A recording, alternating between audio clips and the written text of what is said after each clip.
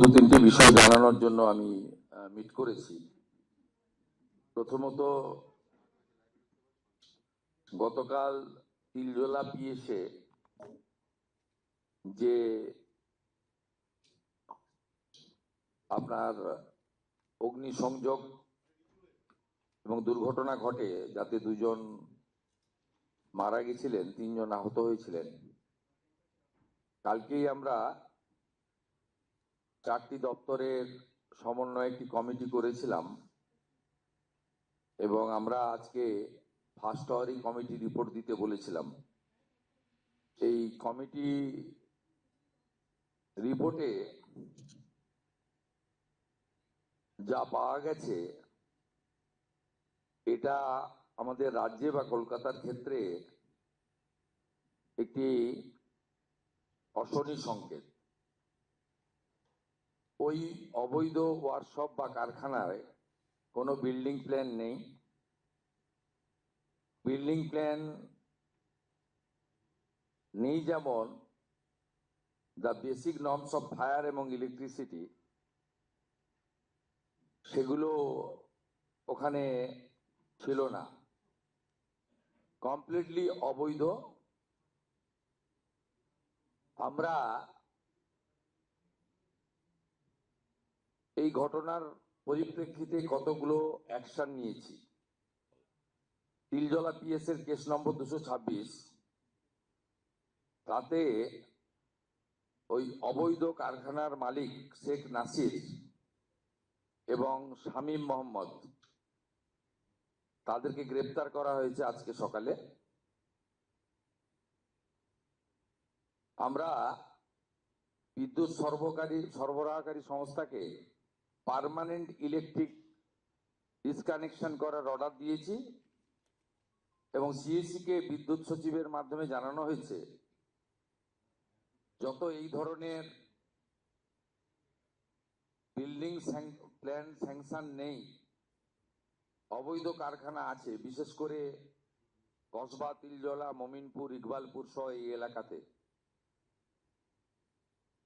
Immediately একটি internal audit করে যাদের যাদের বিল্ডিং প্ল্যান স্যাংশন নেই তাদের ইলেকট্রিসিটি ডিসকানেক্ট করার জন্য আমাদের পৌর নগর উন্নয়ন সচিবকে নির্দেশ দেওয়া হয়েছে একদিনের মধ্যে ওই অবৈধ স্ট্রাকচার ভেঙে ফেলার জন্য, কেএমসির উদ্যোগে, কলকাতা পুলিশের সাহায্য নিয়ে।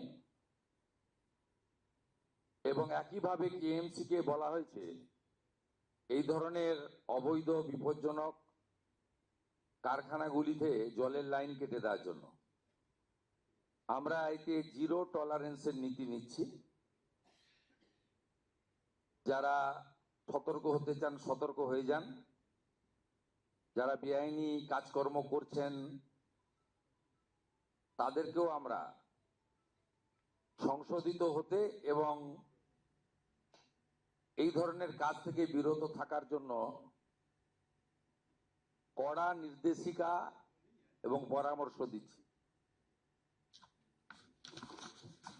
দ্বিতীয়ত, গত কয়েক বছর ধরে আগের সরকার আলু চাষিদের উপরে অত্যাচার করেছেন, আলু ব্যবসায়ীদের উপর অত্যাচার করেছেন। আমরা মুখ্য সচিব, প্রিন্সিপাল সেক্রেটারি পশ্চিমবঙ্গ একটি নোটিফিকেশন করে এগ্রিকালচার যারা প্রোডাকশন করেন, includes potato, food grain, well seed, fruits, vegetable, এটা অন্য রাজ্যে পাঠানোর ক্ষেত্রে, বিশেষ করে আলু চাষি, আলু ব্যবসায়ীদের যে যন্ত্রণা আগে সরকার দিয়েছেন, আমরা সেটা আজ থেকে বন্ধ করলাম এবং কোনো ইন্টারস্টেট বর্ডারে কোনো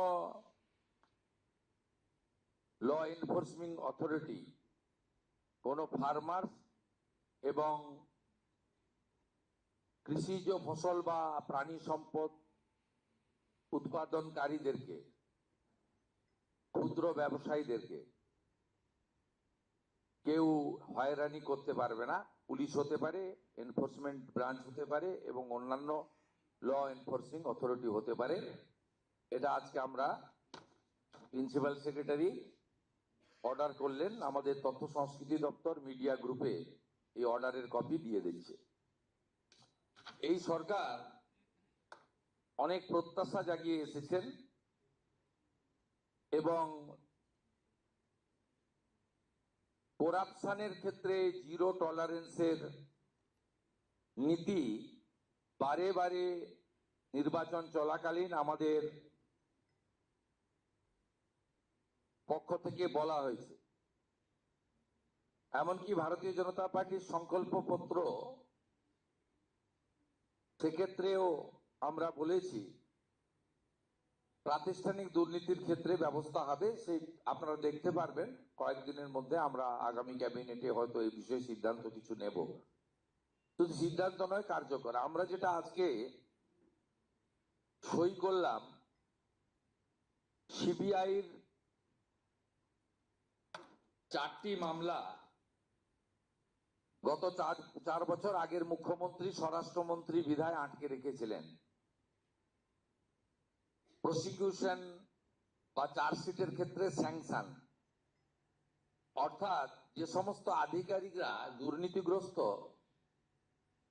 তাদের বিরুদ্ধে সিবিআই বা অন্যান্য কোর্ট নিযুক্ত তদন্তকারী সংস্থা তারা চার্জশিট দিয়ে তাদেরকে পানিশমেন্ট বা প্রসিকিউশন দেওয়ার ক্ষেত্রে স্যাংশন নিতে হয় আইন অনুযায়ী।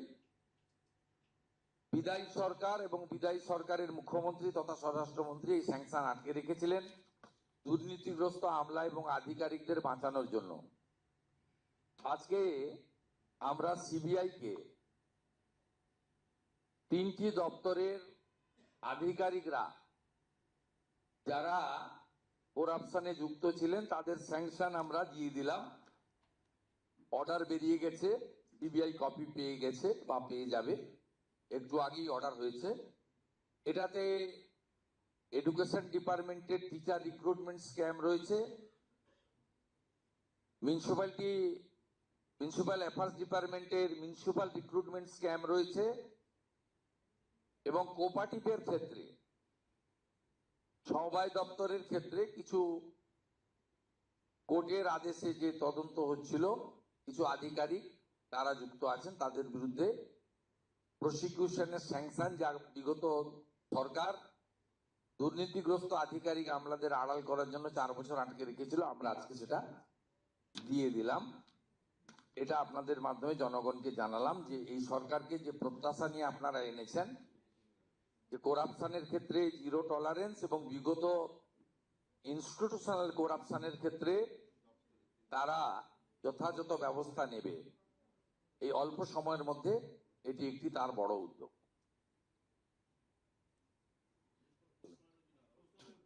Thank you.